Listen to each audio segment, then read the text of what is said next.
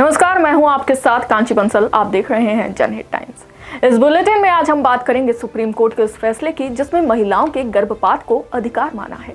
बात करेंगे फसल अवशेष प्रबंधन योजना की जिसने किसानों को फायदा दिया है।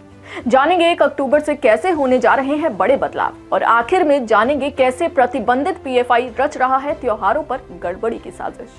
सबसे पहले नजर डालते हैं आज की पहली बड़ी खबर पर।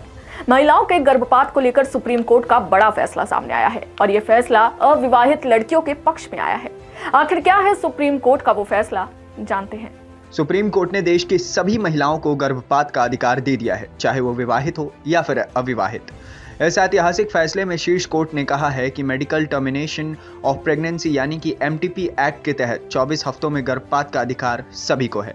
इस अधिकार में महिला के विवाहित या अविवाहित होने से फर्क नहीं पड़ता। सुप्रीम कोर्ट ने कहा है कि किसी महिला की वैवाहिक स्थिति को उसे अनचाहे गर्भ गिराने के अधिकार से वंचित करने का आधार नहीं बनाया जा सकता है। एकल और अविवाहित महिलाओं को भी गर्भावस्था के 24 हफ्तों में उक्त कानून के तहत गर्भपात का अधिकार है।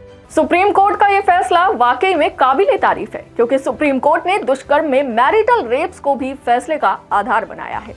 आगे बढ़ते हैं। हर साल पराली जलने के कारण होने वाले प्रदूषण में अब काफी कमी आ गई है। यूपी में 4 सालों में पराली जलाने की घटनाएं आधी हो गई हैं। वहीं इससे किसानों को भी 35,550 का लाभ मिला है। देखिए, सुप्रीम कोर्ट के निर्देश पर केंद्र सरकार की ओर से शुरू की गई फसल अवशेष प्रबंधन योजना पर सख्ती से अमल का ही परिणाम है कि उत्तर प्रदेश में धान की पराली जलाने की घटनाओं में वर्ष 2017 से 2021 तक 51.71% की कमी आई है।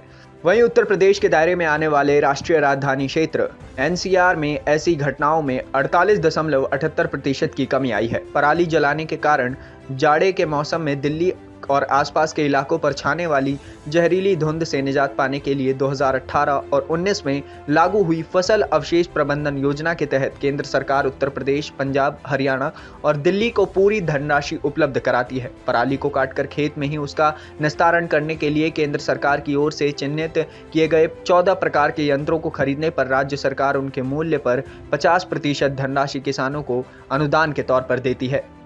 ये तो सोने पे सुहागा हो गया। एक तरफ आम जनता को प्रदूषण से निजात मिल जाएगी और ऊपर से इससे किसानों को भी काफी फायदा मिलेगा।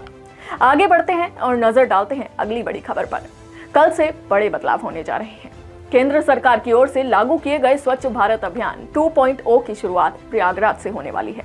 ये अभियान कब तक चलेगा और इसमें क्या कुछ खास होगा, जानते हैं।